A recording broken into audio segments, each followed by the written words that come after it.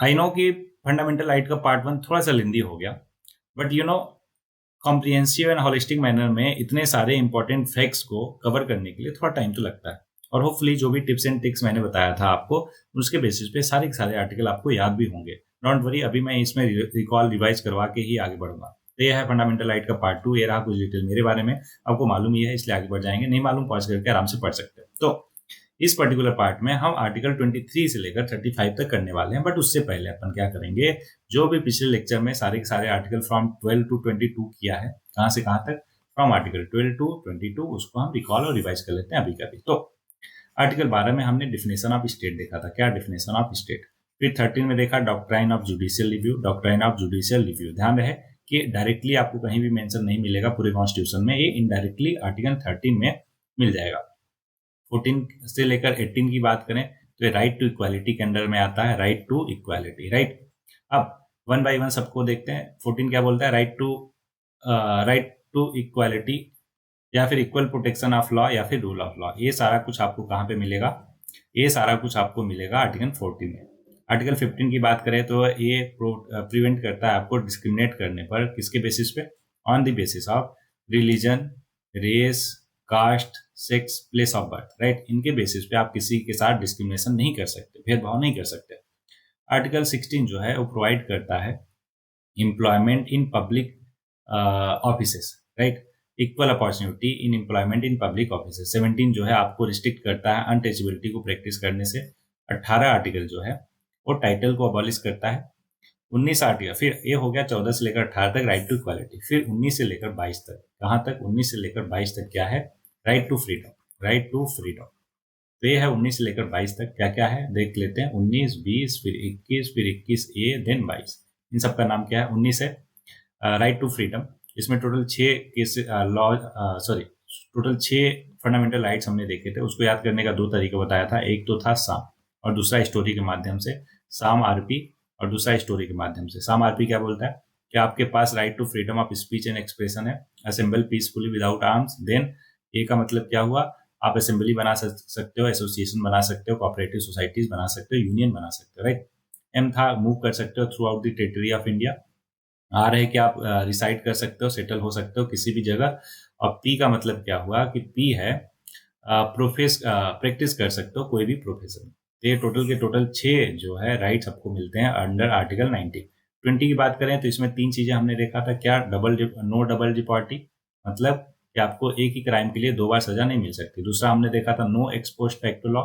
No ex post facto law मतलब कानून आज बना तो कल बीता हुआ कल में जो आपने कांड किया था, क्राइम किया था, जो आज के लिए क्राइम हो गया, तो उसके लिए आपको सजा नहीं दे सकते, है ना, मतलब टाइम में पीछे जाके नहीं सजा दे सकते। लेकिन ध्यान है क्रिमिनल केसेस के लिए है, ना कि सिविल केसेस के लिए। जैसे टैक्स लॉ हुआ तो उसमें आप पहले भी जाके आप कह सकते हैं कि अभी 2 महीने पहले से आप ये सारा टैक्स जमा करोगे, राइट। तीसरा था, पहला क्या था, फिर से रिकॉल करते हैं। पहला था कि नो डबल डिपार्टी, दूसरा था no ex post facto law, और तीसरा था नो सेल्फ इंक्रिमिनेशन, मतलब आप खुद के खिलाफ गवाही नहीं दे सकते, राइट। ये सारा कुछ 20 आर्टिकल में टोटल 3 चीजें हमने देखा। फिर आर्टिकल 21 में देखा right to life and personal liberty, one of the important topic. इसी के अंदर आता है right to marry, right to clean environment और राइट टू प्रिवेसी। ये सारा कुछ आर्टिकल 21 के अंदर भी आता है ना। फिर आर्टिकल 21 हमने देखा, आर्टिकल 21A क्या बोलता है, राइट टू एजुकेशन, जो कि 2002 में कॉन्स्टिट्यूशनल अमेंडमेंट एक्ट से आया। 86 कॉन्स्टिट्यूशनल अमेंडमेंट एक्ट 2002 में जो आया था, उसने क्या किया, आर्टिकल 21A ऐड किया, आर्टिकल 45 को मॉडिफाई किया, साथ में फंडामेंटल राइट्स जो है fundamental duties 11 fundamental duties add किया। क्या बोलता है कि 6 से लेकर 14 ईयर के बच्चों को आप कंपलसरी और फ्री एजुकेशन प्रोवाइड करोगे। फिर आर्टिकल 22 में हमने देखा था 2 टाइप का डिटेंशन से प्रिवेंट करता है, क्या, प्यूनिटिव डिटेंशन और प्यूनिटिव और प्रिवेंटिव डिटेंशन, राइट। अब प्यूनिटिव डिटेंशन में आपको कुछ राइट मिलते हैं कि आपको किस ग्राउंड पर अरेस्ट किया गया वो बताना है, इन्फॉर्म करना है on the ground on which you are arrested. दूसरा कि 24 घंटे के अंदर आपको मजिस्ट्रेट के सामने पेश करना होगा, और इन्फॉर्म करने का राइट टू अपने गार्जियन को। ये सारा कुछ राइट आपको प्यूनिटिव डिटेंशन में मिलता है। वहीं पे प्रिवेंटिव डिटेंशन की बात किया जाए तो ये सारे के सारे राइट अवेलेबल नहीं है इसको, या अगर आप प्रिवेंटिव डिटेंशन के अंदर में हो या फिर एनिमी एलियन हो। और इसमें 3 महीने तक डिटेन किया जा सकता है। उसके बाद डिटेन करने के लिए एक एडवाइजरी बोर्ड बनता है जिसमें हाई कोर्ट के जज होते हैं, उनसे परमिशन लेनी होती है। ये सारा कुछ होपफुली आपको सारा कुछ याद आ रहा होगा, एकदम अच्छे से क्लियर होगा, राइट। अब बात आती है इस पार्ट में हम क्या करने वाले हैं। तो सेम मैनर में जैसे हमने पिछले लेक्चर में कॉम्प्रिहेंसिव वे में पूरा पूरा कवर किया article from 12 to 22, same manner में हम यहाँ पे भी 23 से लेकर 35 तक 23 से 35 तक कवर करने वाले हैं। तो स्टार्ट करते हैं 23 से, जो बोलता है prohibition of traffic in human being and force labour, कि आप किसी से फोर्स लेबर नहीं करा सकते, या बेगार जिसको बोलते हैं। बेगार का मतलब ऐसे ही काम कराए जा रहे हो, है ना। कल को उधार ले लिया आपने 100 रुपए किसी से, उसने बोला कि 100 रुपए तो चुकता नहीं कर पाया, उसका मैं ब्याज लूंगा 500, टोटल हो गए 600, और 600 के लिए 6 महीने तू मेरे यहाँ काम कर बिना किसी पैसे के। तो ये आप फोर्स लेबर नहीं करा सकते। क्या कौन सा आर्टिकल बोलता है? 23, ठीक है। और ट्रैफिक इन ह्यूमन बीइंग नहीं करा सकते, ये सारा कुछ आपको 23 आर्टिकल में मिलता है। ये अवेलेबल है सिटीजन को, नॉन सिटीजन को। आपको याद होगा मैंने समझाया था आपको 15, 16, 19, 29, 30, ये 5 आर्टिकल ऐसे हैं जो केवल ओनली टू सिटीजन, ये only available to citizen, right. और बाकी आर्टिकल जो है सबको, सिटीजन और नॉन सिटीजन सबको अवेलेबल है, राइट। और ये प्रोटेक्ट करता है individual not only against the state but also against private person. Article 23 also provide for an exception to this provision. और ये कब? It permit the state to impose compulsory service for public purposes, as for example military services या social services, है ना। इन सब cases में ये exception है आर्टिकल 23 का। होपफुली आपको बहुत ही अच्छे से क्लियर। अब आगे बढ़ते हैं 24 आर्टिकल क्या बोलता है। ये बोलता है provision of employment of children in factory. अब ध्यान में कैसे रखोगे आर्टिकल 23 और 24। मैं भी पहले बहुत कंफ्यूज होता था कि कौन सा 23 है कौन सा 24। ये तो पता होता था कि हाँ, एक तो फोर्स लेबर का है, दूसरा बच्चों के रिगार्डिंग है, लेकिन याद कैसे रखा जाए। तो अभी मैं बताता हूँ किस ट्रिक से मैं रखता हूँ याद, है ना। तो 2-4 बच्चे कहते हैं ना कि भैया उनके 2-4 बच्चे, 2-4 बच्चों ने ऐसा धमाल मचा दिया। 2-4 लोग नहीं, 2-4 बच्चे ही याद ध्यान में रखो। तो 2-4 बच्चों से याद रखो कि 24 जो आर्टिकल है वो regarding provision of employment of children in factory. ध्यान रखिएगा कि below the age of 14 year जो है हजारडस एक्टिविटी में पार्टिसिपेट नहीं कर सकते, काम नहीं कर सकते, ठीक है। किसमें? हजारडस एक्टिविटी में। बाकी घर की फैमिली के कामों में मदद कर सकते हैं क्या? बिल्कुल। कब? आफ्टर स्कूल आवर, ठीक है। स्कूल आवर के टाइम पे नहीं कर सकते। अब 23 और 24 आर्टिकल क्या था? 23 एंड 24 आर्टिकल था राइट अगेंस्ट एक्सप्लॉइटेशन। वहीं पे 25 से लेकर 28 तक आर्टिकल है right to freedom of religion. 25 क्या बोलता है कि आपके पास फ्रीडम है कॉन्साइंस का। कॉन्साइंस का मतलब कि आप कोई भी प्रोफेशन प्रैक्टिस कर सकते हो, उसको प्रोपिएट भी कर सकते हो किसी भी रिलीजन में, ठीक है। और एक इसका है राइट टू इंडिविजुअल। ये कहता है कि हर एक पर्सन जो है इक्वली इंटाइटल है फ्रीडम ऑफ कॉन्साइंस के, और वो उसके पास राइट है फ्रीली प्रोफेस करने का, प्रैक्टिस करने का या प्रोक्रिएट करने का अपने रिलीजन को। और implication of these are freedom of conscience, right to profess, right to practice, right to procreate. ये सारा कुछ आपको आर्टिकल 25 के अंडर मिलता है। It does not include a right to convert, है ना। राइट टू कन्वर्ट जो है आप ध्यान रखिएगा कहीं पे भी आपको नहीं मिलता। Another person to one's own religion, है ना। अब आर्टिकल 26 क्या बोलता है? Freedom to manage religious affair, क्या आप अपने रिलीजियस अफेयर को खुद मैनेज कर सकते हो। ये राइट ऑफ ग्रुप है, ध्यान रखिएगा। ऊपर राइट ऑफ इंडिविजुअल था, ये राइट ऑफ ग्रुप है ना, कि आप इस्टेब्लिश कर सकते हो इंस्टीट्यूशन और मेंटेन भी कर सकते हो रिलीजियस इंस्टीट्यूशन। किसके लिए? चैरिटेबल पर्पज के लिए। Right to manage its own affair in the matter of religion, right to own और एक्वायर मूवेबल और immovable property, right to administer such property in accordance with law. ये सारा कुछ आपको आर्टिकल 26 में मिल जाता है। 27 की बात किया जाए तो ये है कि freedom from taxation for promotion of a religion. मतलब कि अगर आप किसी रिलीजन को प्रमोट कर रहे हैं तो आपको टैक्सेशन में टैक्सेशन से फ्रीडम मिलती है। मतलब no person shall be compelled to pay any taxes for the promotion या फिर maintenance of any particular religion या फिर religious denomination. State should not spend the public money collected by way of taxes for the this. साथ में no tax but fee can be levied. Tax तो आप नहीं ले सकते लेकिन फी जो है लिवाई कर सकते हो। Freedom from attending religious instruction, ये है आर्टिकल 28 में, कि कोई भी रिलीजियस इंस्ट्रक्शन जो है वो प्रोवाइड नहीं किया जाएगा ऐसे एजुकेशन में जो wholly maintained out of state fund. However this provision shall not apply to an educational institute administered by the state but establish under any endowment या फिर trust requiring imparting of religious instruction in such institution. देखो shortcut में मैं बता देता हूँ कि अगर कहीं पे भी स्टेट का इंटरफेरेंस होगा, मतलब कि Holi maintain out of state fund या फिर पार्शली मेंटेन ना, तो वहां पे आप रिलीजियस इंस्ट्रक्शन प्रोवाइड नहीं कर सकते। ठीक है, ये था आर्टिकल 28। होपफुली आपको 23, 24, 25, 26, 27, 28 ये सारे सारे आर्टिकल क्लियर हो गए होंगे। अब पांचवें टाइप का आता है article, type of right, fundamental right, जो कि है कल्चरल एंड एजुकेशनल राइट, जो कि आर्टिकल 29 और 30 में मेंशन है। क्या क्या है, ध्यान से देखिएगा।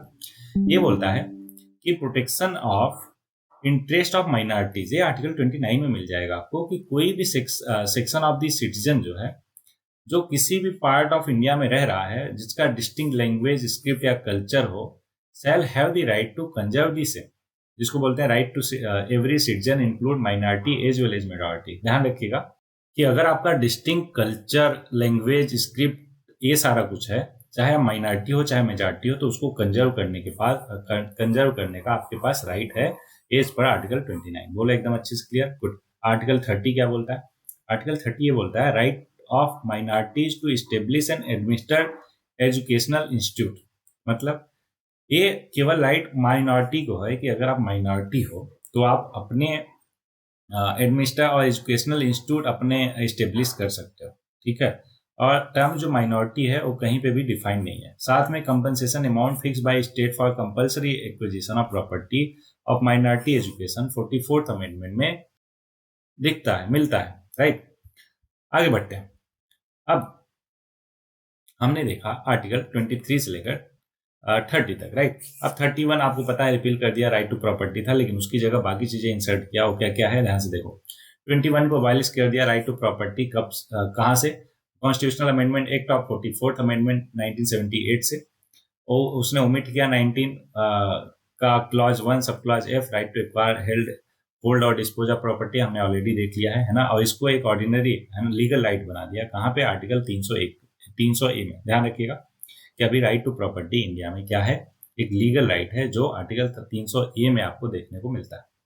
साथ ही में राइट टू प्रॉपर्टी दो एक स्टिल कॉन्स्टिट्यूशनल राइट है, लीगल राइट, मैंने बताया आपको, फंडामेंटल राइट नहीं है।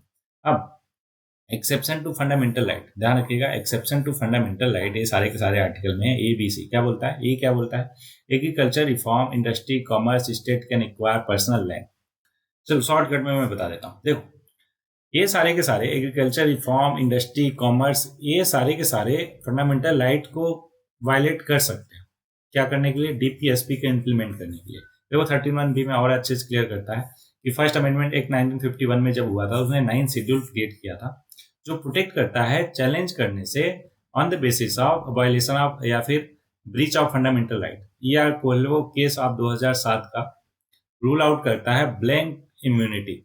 चलो और डिटेल में समझा देता हूँ। देखो, first constitutional amendment act of 1951 में क्या हुआ? जवाहरलाल नेहरू साहब ने कुछ लॉज जो है, जैसे कि लैंड रिफॉर्म से related, agriculture reform, industry, commerce से रिलेटेड कुछ लॉज को उन्होंने 9 शेड्यूल एक बनाया, उसमें डाल दिया। उन्होंने कहा कि ये इन पे जो है जो सुप्रीम कोर्ट है, मतलब कि जुडिशरी जो है, इस पे रिव्यू नहीं कर सकती। इसका मतलब उन्होंने 9 शेड्यूल को इम्यून कर दिया जुडिशियल रिव्यू से।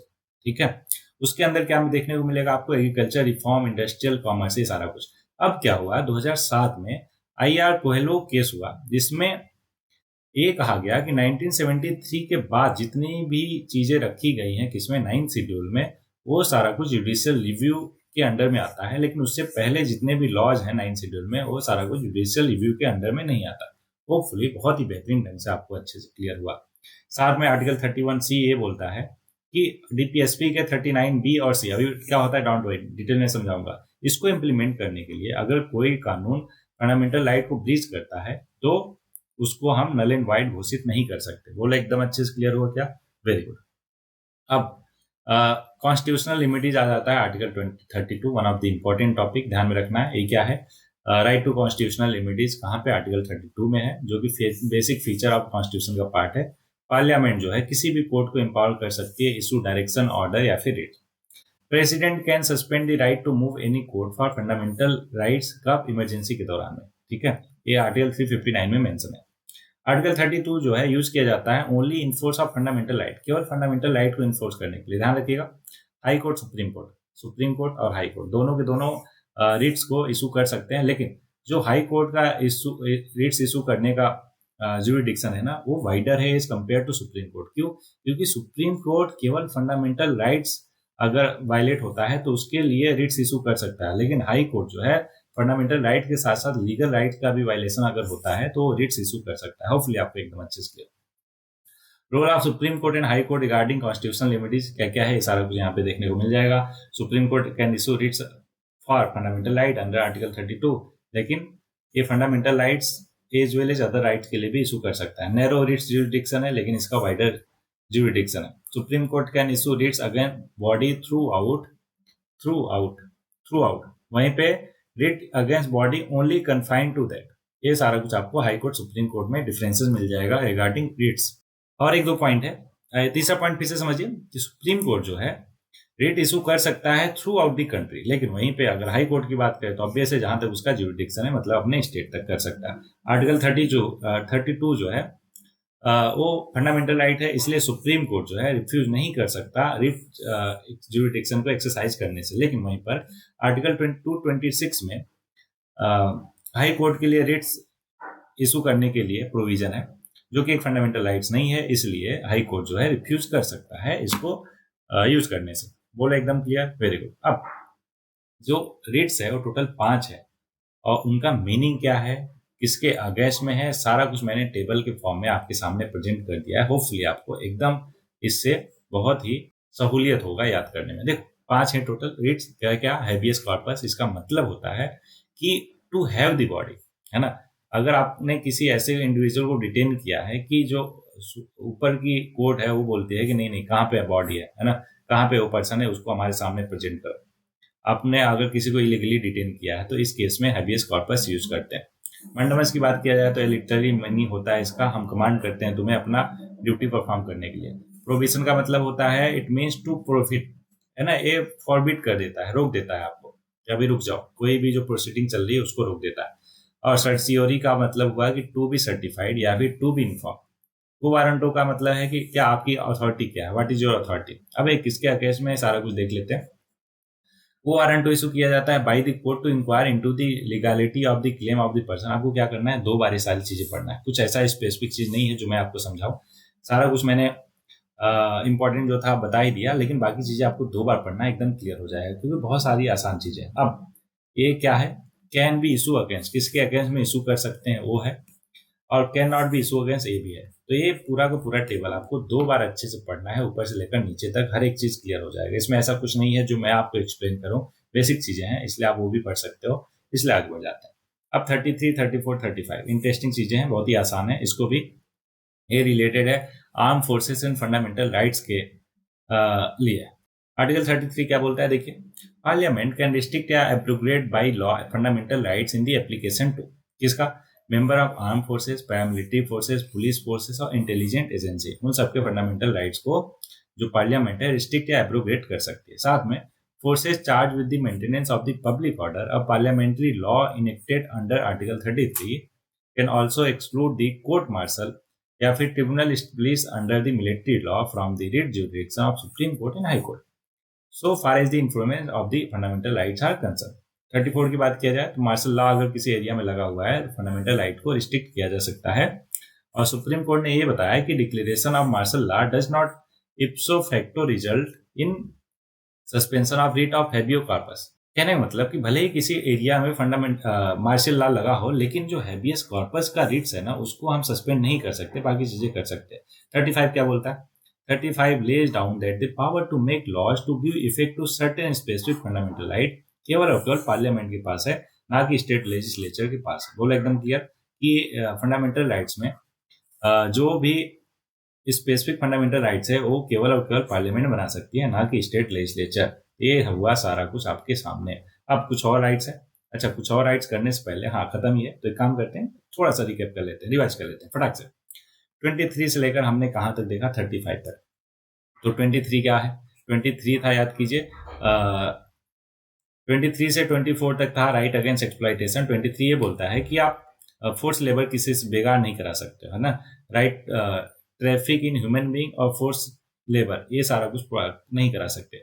24 याद कैसे करवाया था, 2-4 बच्चे, मतलब बच्चों से आप हजार्डस फैक्ट्रीज में काम नहीं करा सकते। 25 है right to freedom of religion. 25 से लेकर 28 तक right to freedom of religion है।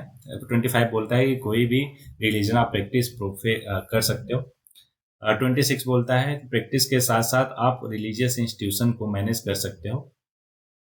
फिर 27 बोलता है कि इनको मैनेज करने के लिए आपको कोई टैक्स वगैरह देने की जरूरत नहीं। 28 बोलता है क्या कि अगर कोई रिलीजियस इंस्ट्रक्शन आपको देना है तो आप बिल्कुल नहीं प्रोवाइड कर सकते हो ऐसे एजुकेशनल इंस्टीट्यूट में जो स्टेट फंडेड हो या पार्शली स्टेट फंडेड हो, राइट। फिर 29 और 30 माइनॉरिटी के रिलेटेड है। 29 सबके लिए रिलेटेड है कि अगर आपका डिस्टिंक्ट लैंग्वेज, स्क्रिप्ट, कल्चर है तो उसको आप प्रोटेक्ट कर सकते हो, चाहे माइनॉरिटी हो चाहे मेजॉरिटी हो। लेकिन वहीं पे 30 क्या बोलता है कि आप अपने एजुकेशनल इंस्टीट्यूट को इस्टेब्लिश कर सकते हो, ये केवल और केवल माइनॉरिटी के लिए है, राइट। 31 मैंने आपको बताया रिपील कर दिया गया 44th अमेंडमेंट ऑफ 1978 से, लेकिन उसकी जगह पे ABC 3 31A, 31B, 31C insert किया गया regarding 9th schedule of our Indian constitution, right. फिर 32 देखा हमने क्या कॉन्स्टिट्यूशनल रेमेडीज के रिगार्डिंग, टोटल 5 देखा, हैबियस कॉर्पस, मंडमस, ऐसे करके। 33, 34, 35 आर्म फोर्सेस के रिगार्डिंग फंडामेंटल राइट है 33, 34, 35 में। बोलो हाँ ना। अच्छा 35 में क्या था, केवल पार्लियामेंट फंडामेंटल राइट्स को बना सकता है, ना कि स्टेट लेजिस्लेचर। 34 था कि किसी पर्टिकुलर एरिया में अगर मार्शल लॉ है तो वहां पे बाकी सारे फंडामेंटल राइट सस्पेंड हो जाते हैं, लेकिन रिट्स का हैबियस कॉर्पस जो है वो सस्पेंड नहीं होता। 33 में यही बोला गया कि जो पार्लियामेंट है by law certain arm forces जैसे कि military forces, paramilitary forces, police, इन सब के फंडामेंटल राइट्स को क्या करती है, रिस्ट्रिक्ट कर सकती है। होपफुली आपको इस तरीके से 23 से लेकर 35 तक हर एक आर्टिकल बहुत ही अच्छे से क्लियर हो गया, राइट। चलो कुछ लीगल राइट अवेलेबल है हमारे लिए जो कि बाकी पार्ट में है। जैसे पार्ट 12 की बात किया जाए तो वहां पे आर्टिकल 265 प्रोवाइडेड है जो बोलता है कि no tax shall be levied या फिर collected except by authority of law. बिना अथॉरिटी ऑफ लॉ के कोई भी टैक्स जो है ना तो आप लगा सकते हो ना तो कलेक्ट कर सकते हो। 300 मैंने बताया राइट टू प्रॉपर्टी। 301 जो है ये बोलता है कि आप ट्रेड, कॉमर्स और इंटरकोर्स कर सकते हो throughout the territory of India, वो भी फ्री ऑफ कॉस्ट। उस पर ऐसा नहीं कि कोई टैक्स वगैरह अलग से लगेगा। 326 में एडल्ट सफरेज मतलब राइट टू वोट आपको देखने को मिल जाता है। तो इस तरीके से हमने कंप्लीट किया part 2 of our fundamental right. Hopefully आपको एक एक चीज बहुत ही अच्छे से बेहतरीन ढंग से क्लियर होगा। तो वो 30 मिनट का है, लगभग 20 मिनट का, 50 मिनट में पूरा का पूरा फंडामेंटल राइट्स आपका क्लियर हो गया। होपफुली आपको मजा आया होगा इस दोनों फंडामेंटल राइट्स के लेक्चर के दौरान। अच्छा लास्ट में कुछ इंपॉर्टेंट इंस्ट्रक्शन की अगर अभी तक आपने इस पर्टिकुलर चैनल को चेकआउट नहीं किया है तो बिल्कुल कीजिए। क्यों? क्योंकि यहाँ पे मैंने जितने भी यूपीएससी में, ना केवल सिविल सर्विसेज एग्जाम बल्कि सीडीएस और सीएपीएफ में क्वेश्चन पूछे गए हैं 1993 से लेकर 2024 तक, उन सब का डिटेल एनालिसिस के साथ सारे के सारे कोर्सेज मैंने अपलोड कर दिए हैं। तो कितने कितने घंटे का है वो सारा कुछ मैंने यहाँ पे प्रोवाइड कर दिया, सच दैट आप अपने सहूलियत के हिसाब से उन्हें देख पाओ। तो चेकआउट करना बिल्कुल ना भूलें। तो इन्हीं सब दो के साथ इस लेक्चर में बस इतना है। मिलते हैं किसी नए लेक्चर में, तब तक के लिए पढ़ते रहिए, आगे बढ़ते रहिए।